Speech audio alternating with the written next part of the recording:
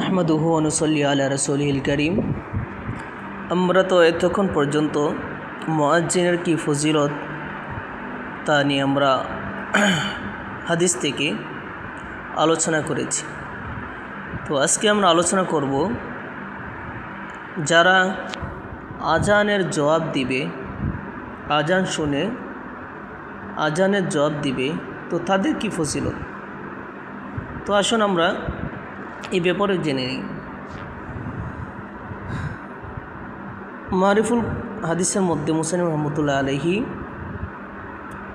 মুসলিম শরীফ থেকে একটি হাদিস বর্ণনা করেছেন, যে হাদিসটি উমর রাদিয়াল্লাহু তাআলা আনহু বর্ণনা করেছেন।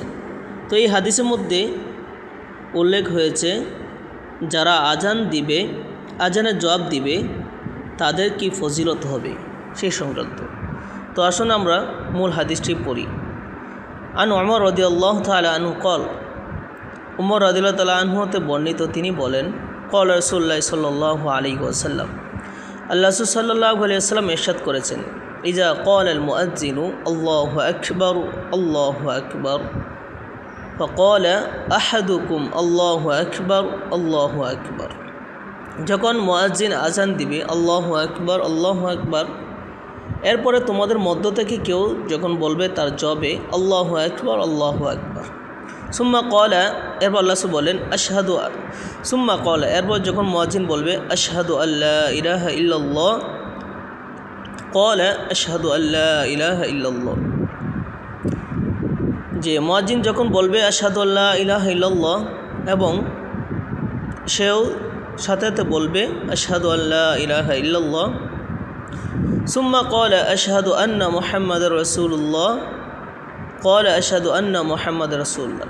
এরপর যখন মুয়াজ্জিন বলবে আশহাদু আন্না মুহাম্মাদুর রাসূলুল্লাহ, এর জবাবে ওই ব্যক্তিও বলবে আশহাদু আন্না মুহাম্মাদুর রাসূলুল্লাহ।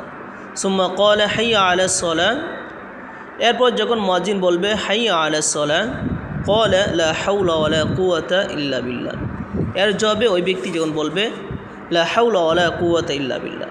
সুম্মা ক্বালা হাইয়া আলাল ফালাহ, এরপর যখন মুয়াজ্জিন বলবে হাইয়া আলাল ফালাহ, ক্বালা লা হাওলা ওয়ালা কুওয়াতা ইল্লা বিল্লাহ, এবং ওই ব্যক্তি বলবে লা হাওলা ওয়ালা কুওয়াতা ইল্লা বিল্লাহ। সুম্মা ক্বালা, এরপর যখন মুয়াজ্জিন বলবে আল্লাহু আকবার আল্লাহু আকবার, ক্বালা আল্লাহু আকবার আল্লাহু আকবার, এরপর ওই ব্যক্তি জবাবে বলবে আল্লাহু আকবার আল্লাহু আকবার।